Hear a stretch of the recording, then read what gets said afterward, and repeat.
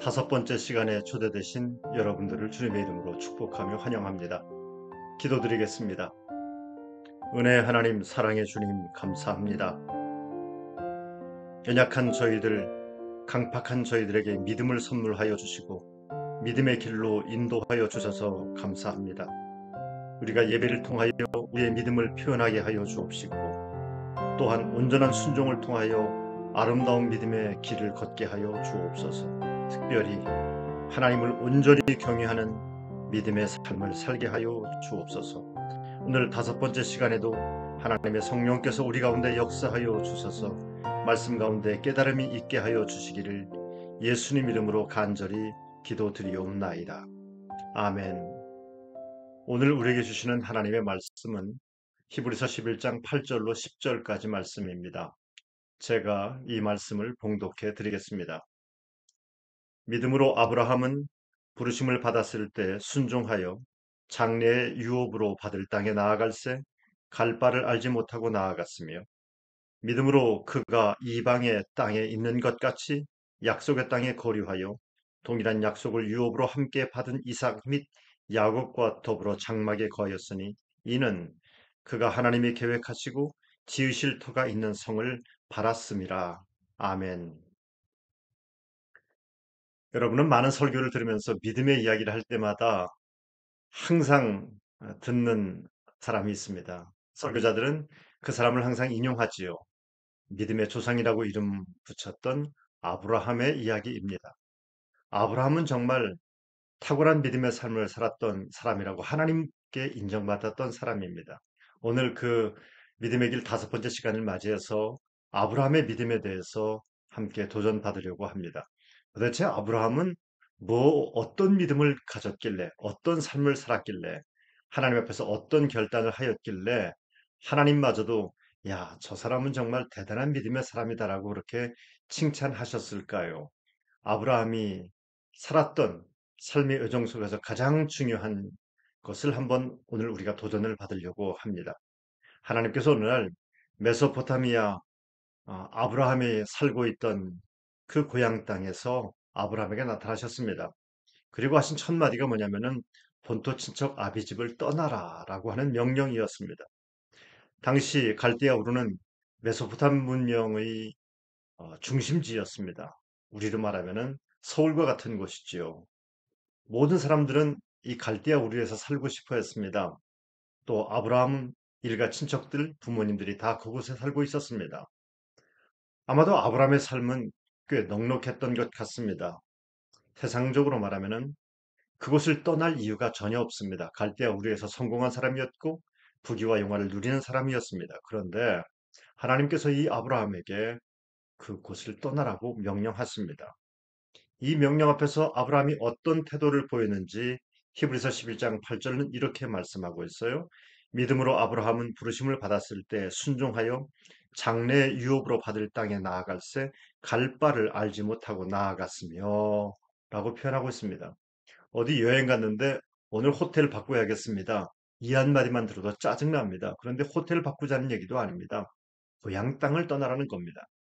지금 요즘도 추석 명절 같은 때 고향을 찾는 사람들이 많지 않습니까? 그런데 과거 고대 사회에서 고향이라고 하는 것은 삶의 출발점이었고 삶의 터전이었고 자기 삶의 전부와 같은 곳이 바로 고향입니다. 그곳에서는 보호를 받을 수 있고 안정을 누릴 수 있는 곳이 고향입니다. 그런데 그곳을 떠나서 어디로 갈지도 모르고 내가 너에게 지시할 땅으로 가라라고 말씀하는 겁니다. 참 쉽지 않은 명령, 순종하기 쉽지 않은 명령을 하나님이 하셨습니다. 그런데 아브라함은 이 명령을 듣고서 결단을 하게 됩니다. 아브라함의 믿음을 얘기할 때 우리는 항상 누구든지 마찬가지입니다만은 믿음을 얘기할 때는 그 믿음의 출발점이 어디인가를 주목해 봐야 합니다. 내 마음속에 고향을 한번 떠나봤으면 좋겠는데 라고 하는 생각이 출발점이었다면 그것은 믿음이 아닙니다. 그것은 신념일 뿐입니다. 그런데 아브라함에게는 부르신 분이 계셨습니다. 부르신 분, 그 출발점이 바로 하나님이셨던 겁니다. 만약에 부르심을 받지 못했다고 한다면은 어쩌면 아무 일도 일어나지 않았을 것입니다. 하나님으로부터도 어떤 칭찬도 인정도 받을 수 없었을 것입니다. 그런데 하나님께서 아브라함을 부르셨습니다. 그리고 아브라함은 그 부르심에 응답했습니다. 반응했습니다. 문제는 눈에 보이지 않는 하나님께서 불러주셨는데, 그런데 구체적인 내용이 없다는 겁니다. 구체적인 내용이 없어요. 너는 너의 고향과 친척과 아버지의 집을 떠나 내가 내게 보여줄 땅으로 가라. 창세기 12장 1절. 그렇게 보여줄 땅으로 아무것도 보이지 않습니다. 손에 잡힌 게 아무것도 없습니다. 보여준 땅이 아니라 보여줄 땅으로 가라라고 말씀합니다. 아니, 어디를 가라 그러면 가야 할 곳을 알려줘야 되는 것, 이거 상식 아닙니까? 그런데 안 알려주셨습니다. 우리가 이것서 믿음이 뭔지에 대해서 한번 생각해 볼 필요가 있어요. 우리는 항상 하나님으로부터 뭔가 설명을 듣고서 내가 행동으로 움직이고 싶습니다. 그 설명이 이해가 되면은 움직이고 이해가 되지 않으면 움직이지 않으려고 합니다. 이 순종에는 항상 설명서 그리고 이해가 뒤따라야만 하는데, 그런데 하나님께서 우리에게 말씀하시는 믿음은 설명보다도 이해보다도 순종이 앞서야 된다라는 것입니다. 믿고 떠나는 것이지 설명서 매뉴얼 잘 듣고서 그리고 이해가 되니까 떠나는 것은 아니라고 하는 말씀입니다. 믿음의 삶에는 설명서가 없습니다. 믿음의 삶은 안정된 삶이 아니라 늘 불확실한 삶이 우리 앞에 놓여 있습니다. 아브라함이 얼마나 두려웠을까요? 얼마나 불안했을까요? 믿음의 삶의 출발 지점에 서 있는데 잡히는 게 아무것도 없어요. 깝깝했을 것입니다. 그래서 어쩌면 믿음의 삶으로 나아가는 것은 그래서 아마도 어려울 것입니다. 첫 발을 내뎌야 되는데 너무나 막연하기 때문에 다들 믿음의 삶을 살고 싶어도 그 믿음의 길로 섣불리 발을 내딛지 못하는 것이 현실입니다. 그래서 많은 사람들이 두려워하고 그래서 주춤주춤 하다가 세월을 보내는 경우가 많습니다. 뭔가 보여야 되는데 아무것도 안 보이니까 충분히 이해가 되는 이야기입니다. 뭔가 붙잡혀야 되는데 아무것도 잡힌 것이 없으니까 믿음의 길을 걷기가 여간 어려운 것이 아닐 것입니다. 우리는 여기에서 하나님께서 우리들에게 왜 믿음을 요구하는지를 좀 주의 깊게 살펴볼 필요가 있습니다. 하나님은 떠나라고는 말씀하셨지만 어디로 가야 할지는 알려주시지 않았습니다. 아브라함에게 내가 너한테 자손 주겠다고 했는데 언제 주겠다든지 어떻게 주겠다든지 뭐 그런 얘기 하나도 없어요. 딱 한 노릇입니다.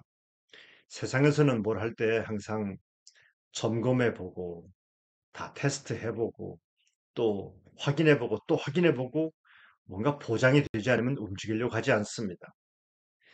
이것이 세상 사람들이 살아가는 우리들의 인간들의 삶의 스타일입니다. 그런데 믿음의 삶은 이런 인간의 삶의 스타일을 바꾸라고 하는 것입니다.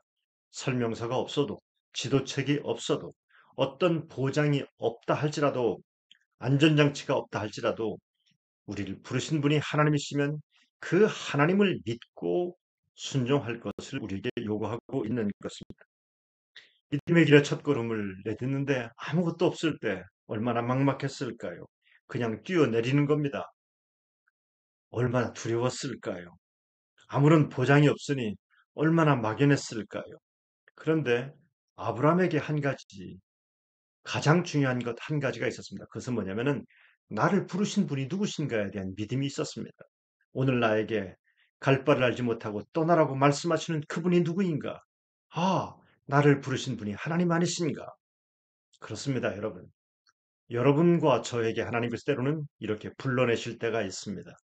그때마다 막연하고 두렵고 떨리는 상황인 것은 분명한 사실이지만 누가 나를 부르셨는가? 이것만 분명하다면 우리는 어떤 믿음의 도전도 모험도 할 수 있게 될 줄로 믿습니다. 하나님이 누구신지 모르는 상태에서는 아무것도 할 수 없어요. 그리고 하나님이 부르셨다는 확신이 없을 때는 어떤 것도 해서는 안 될 것입니다.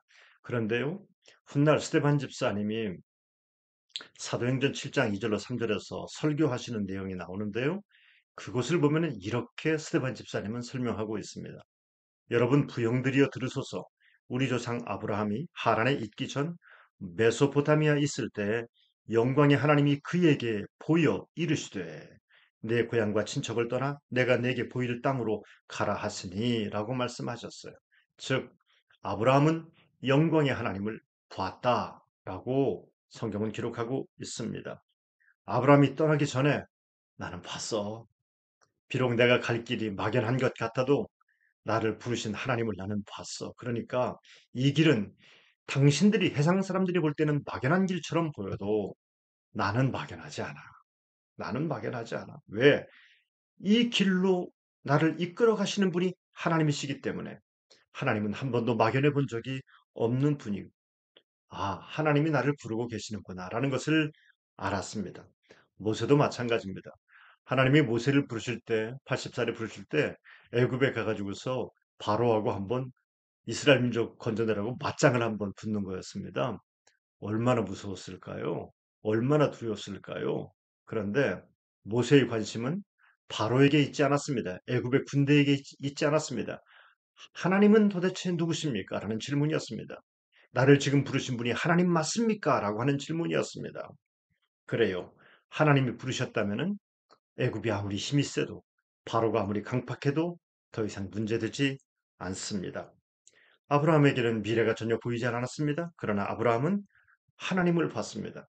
여러분 인생에 미래가 보이지 않을지라도 하나님이 보였다면 여러분의 미래는 걱정할 필요가 없습니다. 나를 부르신 분이 하나님이심을 믿고 담대하게 나아가는 우리 모두가 되기를 간절히 바랍니다. 아브라함이 믿음으로 본 것은 행선지가 아니었어요. 하나님이셨어요. 그곳으로 나를 보내시는 하나님. 비록 그곳이 어딘지 지금은 나는 모르지만 하나님이 나를 부르셔서 그곳으로 보내시는 분이 하나님이시니 이 길은 결코 실패의 길이 아니라고 분명히 믿었던 겁니다. 여러분, 믿음이 뭡니까? 믿음은 건물을 믿는 게 아닙니다. 믿음은 돈을 믿는 것도 아니고 믿음은 사람을 믿는 것도 아닙니다. 믿음은 하나님을 바라보는 것이 믿음입니다. 믿음이 떨어질 때 우리들은 항상 눈에 보이는 뭔가 실증적인 것을 항상 요구합니다. 그래서 눈에 보이는 것에 따라서 자꾸만 따라가려고 합니다. 그러나 여러분, 그러다 보니까 눈에 보이는 것에 현혹되어서 속을 때가 또 얼마나 많습니까? 아, 이것 바라보고 가다간 내가 잘 될 것 같아. 그러다가 사람 때문에 실망하고 돈 때문에 실망하고 건물 때문에 실망하고 명예와 권력 때문에 실망하고 얼마나 우리를 실망시키는지 모릅니다. 세상에는 눈에 보이는 세계와 눈에 보이지 않는 세계가 있어요. 그런데 눈에 보이는 세계 때문에 우리는 너무나 많은 실망을 합니다. 그러나 눈에 보이지 않는 하나님은 우리를 실망시켜 본 적이 없는 하나님이십니다. 여러분, 세상에 속지 마시고 하나님을 믿음으로 담대하게 세상을 승리하게 되길 주님의 이름으로 축복합니다. 하나님이 나를 부르셨다. 그러면 하나님이 가라고 하는 것은 정확하게 옳은 이야기입니다. 정확하게 성공할 길입니다. 정확하게 승리할 길입니다. 누가 나를 부르셨는가? 이것 하나만 체크하시면 됩니다. 다른 건 체크할 것 하나도 없어요. 돈 없어도 괜찮아요. 주변에 나 도울 사람 없어도 상관없어요. 하나님이 오늘 나를 이 시간 부르셨다면 내 인생은 복된 것인 줄로 믿습니다. 아브라함이 하나님 앞에 순종했어요. 그렇다면은 우린 이런 질문을 해봐야 돼요. 그 순종의 결과는 도대체 무엇일까라는 질문입니다. 하나님의 부르심에 믿음으로 순종했을 때 아브라함에게는 어떤 결과가 임하게 될 것인지를 창세기 12장 2절로 3절은 이렇게 말하고 있습니다. 내가 너로 큰 민족을 이루고 내게 복을 주어 내 이름을 창대하게 하리니 너는 복이 될지라 너를 축복하는 자에게는 내가 복을 내리고 너를 저주하는 자에게는 내가 저주하리니 땅의 모든 족속이 너로 말미암아 복을 얻을 것이라 라면서 이 하나님의 마음으로 이해를 하면 이거예요. 아브라함아, 내가 너 고생시키려고 데리고 나온 것 같지? 아니야. 천만의 말씀이야. 너는 지금 고생할 것 같이 보이지만 내가 너를 고생시키기 위해서 너를 끌고 나온 것 아니란다. 너에게 복 주려고 이렇게 끌고 나온 거야. 그걸 믿어야 된다. 그걸 믿어야 된다. 하나님이 아브라함에게 그렇게 말씀하시는 겁니다. 그렇습니다. 아브라함은 하나님을 통하여서 열국의 아버지가 되는 축복을 받았습니다. 모든 민족의 복을 나눠주는 축복의 통로가 되는 축복을 누리게 되었습니다. 하나님은 아브라함을 향한 위대한 계획을 갖고 있습니다. 마찬가지로 하나님은 여러분과 저를 향한, 그리고 우리 거룩한 뜻 세움교회를 향한 아름답고 위대한 계획을 갖고 있다고 저는 분명히 믿습니다. 그런데 말입니다. 우리는 인간 아닙니까?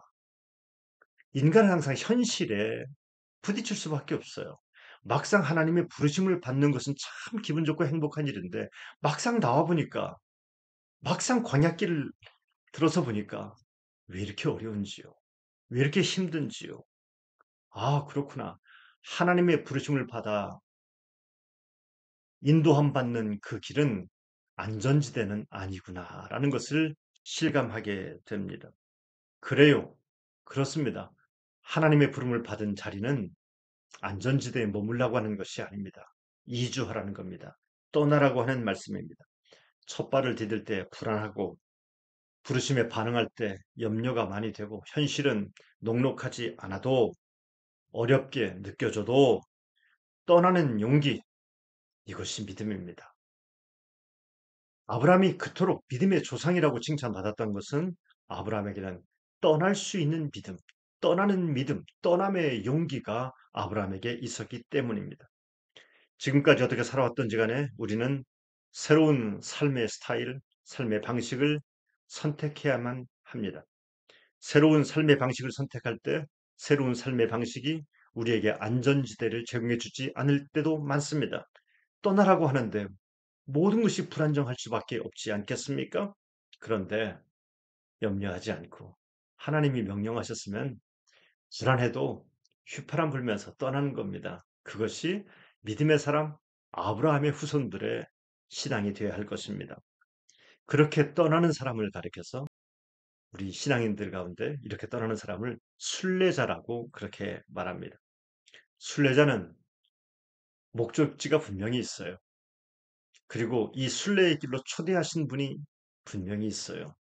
그래서 오늘 비록 찬바람 마주하는 광야길을 걸어가더라도 저 멀리 배는 나의 시온성, 오 거룩한 곳, 아버지 집 찬송 부르면서 한 발짝 한 발짝 걸어갑니다. 순례자는 오늘 한 걸음을 내뎌도 그냥 무의미 없는 발걸음이 아니라 하나님이 부르신 발걸음입니다. 하나님이 나를 통해 이루시길 원하시는 목적 있는 발걸음을 내딛고 사는 사람을 순례자라고 말합니다. 하나님께서는 여러분과 저 모두를 향한 아름다운 목적들을 다 갖고 계십니다. 저는 여러분들을 향하신 하나님의 목적이 있음을 저도 여러분도 믿게 되길 바랍니다. 왜 이렇게 교회들이 많은데 왜 우리 거룩한 뜻 세움교회를 하나님이 또 세우십니까? 또 하나의 교회를 만들기 위해서 세우신 것이 아니라 거룩한 뜻 세움교회를 통해서 하나님께서 이루시려고 하시는 위대한 목적이 있음을 나는 믿습니다. 교우 여러분들도 그 목적을 믿고 함께 교회를 섬겨주시기를 간절히 요청합니다. 저는 신학교를 딱 입학하니까는요, 선지동산이라고 합니다. 신학교가 선지동산이래요. 신학교 교가를 부르는데 그 이름은 예언자. 가슴 뜨거워지더라고요. 이런 생각을 했어요. 아, 그렇구나. 나는 이제 선지자가 되었구나. 나는 이제는 예언자가 됐나 보다라고 생각을 했습니다. 그런데 말입니다. 신학교를 졸업하고 목사를 안수를 받았다고 해서 그 사람이 예언자가 되고 선지자가 되는 것은 결코 아닙니다. 예언자는 예언자로서의 순종의 길을, 믿음의 길을 걸어야지 예언자이고, 순례자는 순례자로서의 순종의 길, 믿음의 길을 걸어야지만이, 선지자는 선지자로서 믿음의 길, 순종의 길을 걸어야지만이 순례자가 되고 선지자도 될 수가 있음을 깨닫게 되었습니다. 하나님은 믿음의 사람으로 아브라함을 부르셨습니다. 그리고 그 하나님은 오늘 여러분과 저를 부르고 계십니다. 문제는 첫 발 디딜 때 어려워요. 불안해요. 걱정이 많이 돼요. 아무것도 보이지 않아요. 그런데 하나님께서 지도책도 없는 우리들에게 하나님께서 내비게이션이 되어 주셔서 우리를 이끌고 가십니다. 머물러서 안주하는 삶에 있지 말고 용기 있게 도전하며 믿음의 모험을 하는 인생이 되라고 우리를 초청하고 있습니다. 저는 성경 신약 성경에서 특별히 베드로가 풍랑이는 바다 위에서 예수님이 오시는 것을 보시면 보고서 배에서 막 뛰어내리잖아요. 그러다가 예수님 바라보고 있다가 갑자기 풍랑을 바라보다가 물에 빠져요. 사람들은 베드로에게 비난합니다. 아유, 믿음이 이렇게 시원치 않냐고. 그런데 저는 베드로를 비난하고 싶지 않습니다. 베드로는 함께 있던 제자들 그룹 가운데서 유일하게 바다를 걸었던 사람입니다.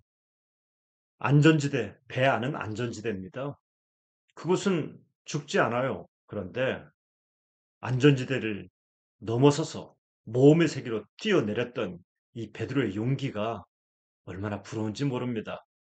저는 우리 거룩한 뜻 세움교회가 이렇게 바다 위로 뛰어든 사람들의 모습이라고 저는 생각을 합니다. 베드로가 모험하면서 안전지대에 머물지 않고 뛰어내렸기 때문에 위대한 기적의 역사를 경험했던 것처럼 거룩한 뜻 세움교회 믿음의 성도들, 여러분도 안전지대에서 나와서 모험함으로 말미암아 놀라운 기적을 체험할 수 있게 되길 주님의 이름으로 축원합니다. 우리는 이런 얘기를 종종 해요. 왜 하나님은 나를 인도하시지 않습니까? 왜 하나님은 누구는 인도를 하는데 누구는 인도하지 않을까요? 저는 이런 질문을 하면서 오늘 말씀과 함께 이런 결론에 이르게 되었습니다. 그렇구나. 떠난 자가 인도받는구나. 하나님의 명령을 듣고 떠난 사람들이 하나님의 인도를 받습니다. 하나님의 부르심을 받았는데 떠나지 않는 사람들은 하나님의 인도조차도 받을 이유도 받을 필요도 없는 것 아니겠습니까? 그래요.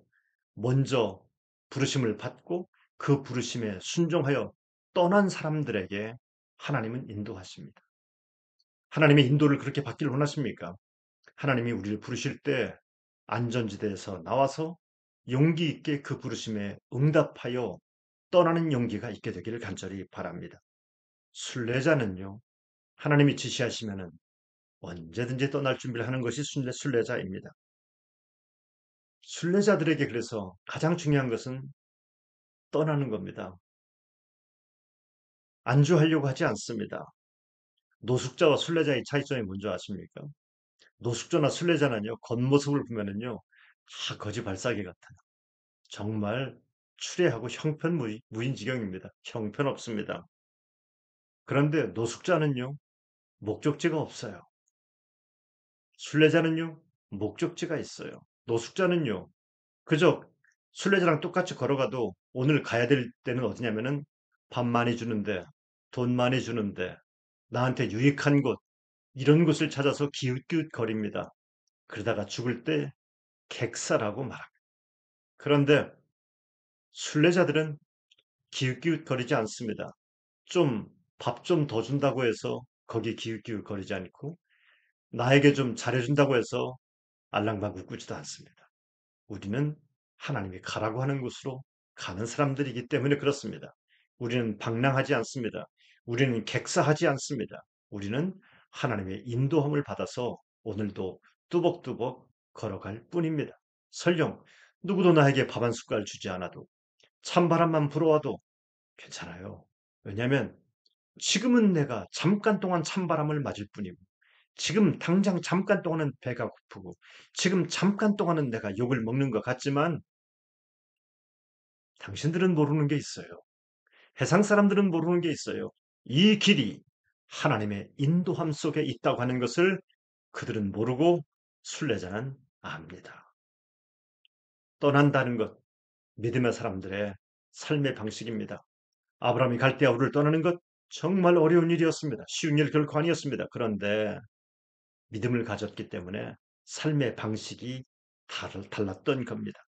그러나 여러분 착각하지 마세요. 무조건 떠나라는 얘기는 아닙니다. 하나님이 떠나라고 하셔야지 떠나는 것입니다. 내가 네게 보여줄 땅으로 가라. 하나님이 가라고 하셨습니다. 그래서 아브라함은 모든 걸 다 포기하고 떠날 수 있었던 것입니다. 밤에 잠을 자다가 그만 텐트 걷고 가자. 그러면 이스라엘 민족들은 광야 한복판에서 하나님의 불기둥이 인도하는 대로 그들은 따라갔습니다. 하나님의 불기둥, 구름기둥이 멈춰 서는 곳에서 그들도 멈춰 섰습니다. 순례자들이 순례의 길을 걸어가면서 이 순례의 삶을 살면서 고민하고 생각해야 될 영성이 한 가지가 있습니다. 그것은 뭐냐면은 이 세상에 내 것이 없구나라는 겁니다. 내 것이 없다. 여러분, 순례하는 사람들은 몸이 가볍죠. 텐트 하나만 들고 가는 거예요, 그냥. 짐이 많으면요, 어떻게 해볼 재간이 없어요. 그래서 가급적이면 단촐하게 합니다. 살다 보면은 우리들은 본능적으로 뭘 움켜쥐려고 해요. 자꾸만 꾸역꾸역 챙기려고 합니다. 그래서 짐이 자꾸만 많아집니다. 자기 짐을 더 지키기 위해서 성을 쌓기도 합니다. 성을 높게 쌓아서 자기 것을 지켜보려고 합니다마는 그러나 하나님은 이런 것들을 기뻐하지 않습니다. 순례자의 길을 걷기를 원하는 사랑하는 성도 여러분, 버리는 훈련을 좀 하세요. 포기하는 훈련을 하세요. 내 생각이 아무리 옳은 것 같아도 조금 내려놓는 그런 영성을 갖게 되길 간절히 바랍니다. 집착하지 마세요. 좀 포기하세요. 그것이 하나님의 뜻대로 살아가는 것이고 순례자의 윤리입니다. 아브라함의 순종은 포기하는 곳에서 더 빛이 났던 것 같습니다. 아브라함의 믿음은 포기하는 믿음, 순종하는 믿음이었습니다. 안정된 삶을 포기했습니다. 아버지 친척집 다 포기했습니다. 여러분, 얼마나 많은 인간관계들이 있었겠습니까? 다 포기했습니다. 이렇게 하나씩 포기하는 아브라함의 신앙에 무슨 마음이 있었냐면은 내 것이 아니야. 모리아산에서 자기 아들 이삭을 바치라고 할 때도 100세에 낳았으니 얼마나 금쪽 같았겠어요. 그런데 아브라함의 마음속에는 이 아들조차도 내 것이 아니야. 내 것이 아니야. 여러분, 여러분의 것이라고 그렇게 우기고 싶어도요. 여러분의 것이 아닙니다. 저는 장례식을 참 목사는 장례식을 많이 하죠. 장례식을 할 때마다 제 마음속에 드는 도전이 뭐냐면 생각이 뭐냐면 저 숙연해지게 하는 생각이 있어요. 뭐냐면은 장례식에 고인에게 입히는 수의는요. 주머니가 하나도 없어요. 주머니 하나도 없어요. 우리 선진들은 알았어요. 아, 그렇구나. 우리가 올 때는 뭔가를 움켜쥐고 한번 근사하게 살아보려고 몸부림치지만 갈 때에는 내 것이 아무것도 없다는 것을 알았어요. 그 자손들에게 마지막 시신의 옷을 입히면서 우리 선, 우리 부모님 세대들이 얘기하는 거예요. 알겠니? 주머니가 아무것도 없단다.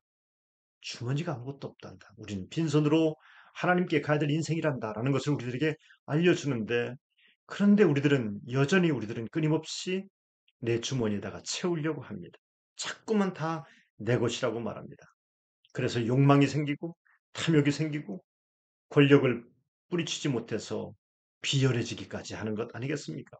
남의 입에 있는 것을 빼앗아서라도 내 입에 집어넣으려고 하지 않습니까? 내 것은 내 것이고 네 것도 내 것이라고 하는 이런 놀부심보가 우리에게 가득하지 않습니까? 아브라함은 내려놓았습니다. 포기했습니다. 포기했기 때문에 아브라함의 길이 순례의 길로 인정받았던 겁니다.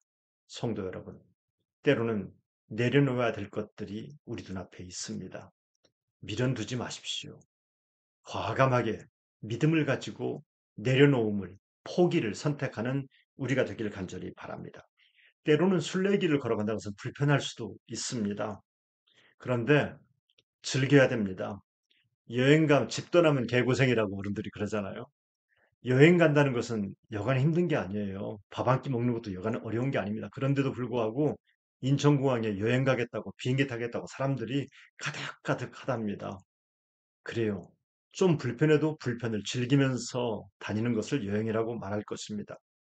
만약에 아브라함이 그 불편함 때문에 하란을 떠나지 않았다면 텐트에서 살다가 그냥 적당히 살다가 돌아가신 한 노인네에 불과할 것입니다. 그런데 아브라함을 그냥 할아버지라고 말하지 않습니다. 웬 영감님이라고 말하지 않습니다. 그냥 갈대아 우르에서 살다가 돌아가신 어떤 분이라고 기록하지 않습니다. 아브라함은 믿음의 조상이라고 말하고 있습니다. 그 이유는 아브라함은 과감하게 내려놓고 과감하게 포기하고 하나님이 가라고 하는 곳으로 믿음의 발걸음을 내디뎠기 때문에 그렇습니다. 분명히 성경은 갈 바를 알지 못하고 갔어요. 그렇게 표현하고 있어요. 하지만 아브라함에게 목적지는 분명했습니다. 히브리서 11장 10절은 이렇게 말합니다. 이는 그가 하나님이 계획하시고 지으실 터가 있는 성을 바랐습니다. 라고 말씀하고 있어요. 이 말은 아브라함에게 하나님께서 목적지를 설명을 안 해줬어도 아브라함은 목적지를 알고 있었다는 얘기입니다. 그 목적지는 사람이 만든 근사한 성이 아니고 하나님이 만드신 거룩한 도성입니다. 천국을 의미하는 것입니다. 목적지가 분명하지 않으면 사람들은 방황합니다. 사람들은 타락합니다. 그리고 객사합니다. 여러분, 우리는 이 땅에서 영원히 살 것 같지만 사실은 그렇지 않아요. 우리의 생명이 언제까지 이곳에 머물지는 아무도 알 수 없습니다. 잠시 머무는 곳입니다. 그런데 여기서 우리는 너무나 많은 도장을 찍으면서 이것도 내 거고 저것도 내 것이라고 자기 소유를 주장하면서 고집스럽게 미련 부리면서 살아가고 있습니다. 하지만 우리는 천국을 향해 걸어가는 순례자들입니다. 이 세상은 단연코 우리의 목적지가 될 수가 없습니다. 순례자가 종종 탕자가 되는 이유는 목적지를 잃어버리기 때문에 탕자가 되는 것입니다. 언젠가 우리도 이 순례길을 마치고 우리의 영원하신 아버지 품에 안길 날이 분명히 올 것입니다. 그러니 세상을 살면서 쓸데없는 욕심에 빠져 살지 않게 되기를 바랍니다. 움켜쥐려고 누구 눈에 피눈물 나게 해서는 결코 안 될 것입니다. 하나님이 허락하신 것만 붙잡으세요. 하나님이 허락하신 것만 기뻐하시고 즐기세요. 그래도 넉넉하지 않습니까? 목적지에 도착하는 것도 중요하지만 이 순례의 길 자체가 좀 즐거웠으면 좋겠어요. 여러분, 여러분을 힘들게 하는 것들이 뭡니까? 잠 못 들게 만들고 속상하게 만들고 열받게 만드는 것이 무엇이 있습니까? 오늘 한번 곰곰이 한번 생각해 보시고 한번 적어 보세요. 나를 힘들게 하는 게 뭔가? 그리고 이 힘들게 하는 것들을 좀 내려놓을 수 있게 되기를 간절히 바랍니다. 우리가 하나님의 부르심에 순종하고 믿음의 순례를 시작하는 순간부터 하나님께서는 여러분과 저를 위해서 좋은 것들을 준비해 놓고 있습니다. 텐트 하나만 들고 가는 것 같지만 여기에도 하나님이 이런 준비를, 저기에도 하나님이 저런 준비를 하고 계십니다. 거룩한 뜻 세움교회를 개척하면서 날마다 신비인 것 같아요. 날마다 신비인 것 같아요. 여태껏 해왔던 목회보다도 지금부터 시작하는 목회가 날마다 설레고 이렇게 목회가 설렐 수 있을까 하는 생각이 들어요. 날마다 기적이에요. 안 될 것 같은 일들이 정말 안 돼, 이거 안 되는데 어떻게 하면 좋을까 했는데 하룻밤 자고 나면은 그 일이 되어 있어요. 이것은 준비를 해야 되는데 하나님 어떻게 하면 좋지요? 걱정하는 밤을 보냈는데 하룻밤 자고 났는데 그렇게 안달냈던 것들이 준비되어 있어요. 그렇구나. 저는 요즘요, 예수님께서 가르쳐준 주님 가르친 기도 있잖아요. 그 중에서 일용할 양식을 주시옵고라고 하는 그 짧은 기도가 그렇게 체감이 되는 거예요. 그렇구나. 하나님께서 우리들에게 당장 필요한 것들을 그때 그때마다 요렇게 저렇게 준비해 있구나.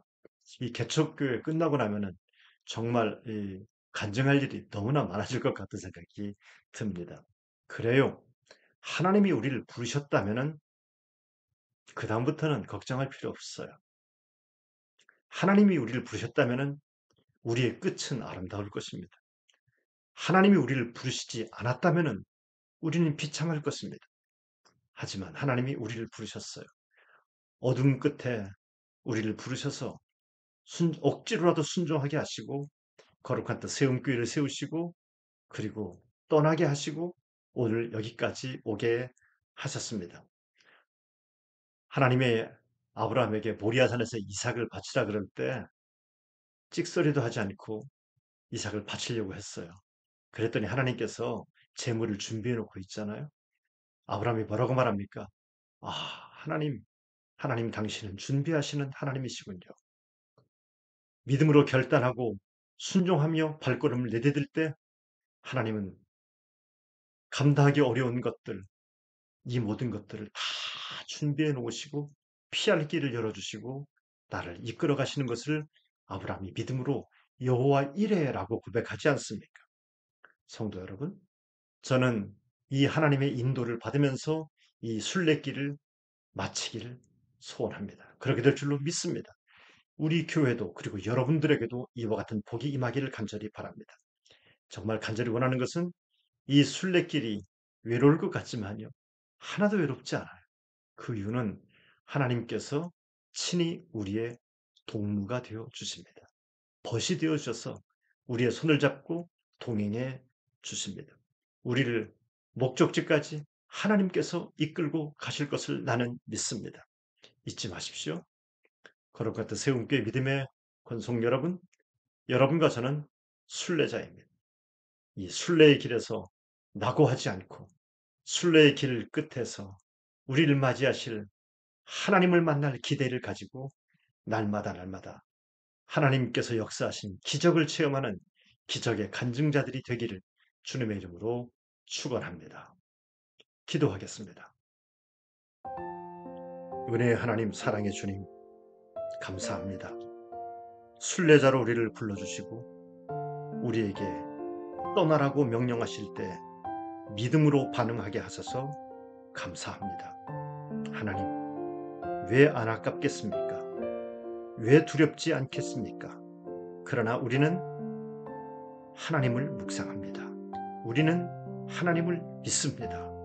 우리를 부르신 분이 하나님이시요, 우리와 동행하실 분이 하나님이시요, 우리를 선한 길로 인도하시고 목적지까지 이르게 하실 분이 하나님이실진데 그 하나님을 믿는 믿음으로 이 순례의 길에 승리자가 되게 하여 주옵소서. 때로 우리 마음에 생기는 불필요한 욕심과 탐욕 때문에 떠나지 못하고 내려놓지 못하는 아둔한 길을 걷지 않게 하여 주옵시고 하나님을 신뢰함으로 하나님을 바라봄으로 하나님의 인도를 받는 믿음의 권속들이 되게 하여 주옵소서. 예수님 이름으로 간절히 기도드립니다.